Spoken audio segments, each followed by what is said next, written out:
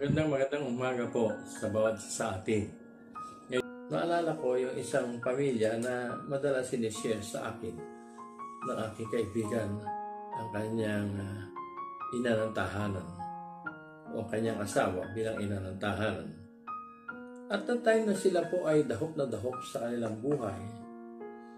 At ako bilang pastor, batang pastor nung araw, nung panahon na yon, many years back, ay totoo nga napapansin ko na tuwing merong pananalangin ay dumudulog itong babae na ito. Napakahirap ng buhay nila noon. Dami nilang anak.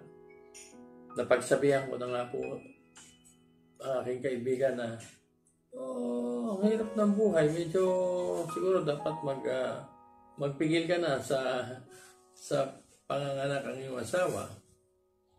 Dahil talaga nakita ko na paano mo pakakainin ng ganong kadaming mga anak. Subalit ang hindi natitigatig ang ina ng tahanan. Tuwing may altar call, lumalapit siya at isa lang ang kanyang pinapanalangin na huwag silang pababayaan. After so many years, nabalik ako doon sa aking destino na iyon at nakalimutan ko na nga yung mga insidente that transpired. Awang-awa ako dyan sa pamilya na yan and I'm wondering what has happened. Ay dinaanan ako ng asawa sa aming tinutuluyan. Meron siyang dalang magarang sasakyan, yung lalaki. At dinala ko sa isang restaurant. Pinakain ako, yun daw ang kanilang family restaurant. At sa tingin ko, umasenso ang kanilang buhay. Nung kami nag-uusap na, ay sabi niya, Pastor, pwede ba na ipahandog sa'yo o ipa-dedicate mo yung aming sasakyan?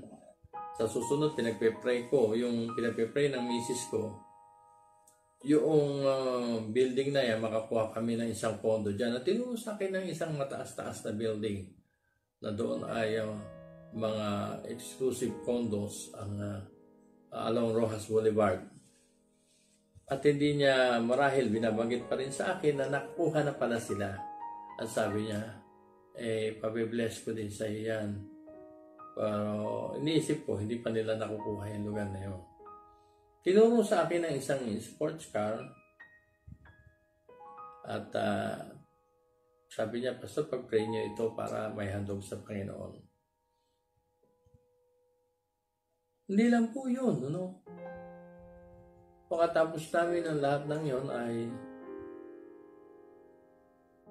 binigyan niya ako ng envelope na makapal na ganyan at may punong-puno ng cheque sa loob.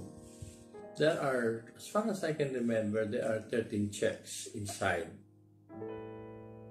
Binigay niya sa akin yung mga post-dated checks na monthly ay sabi niya sa inyo yung pastor at may 30th month pa yan para sa inyo.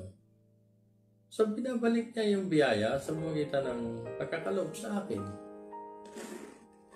Sabi ko, paano nangyari ito?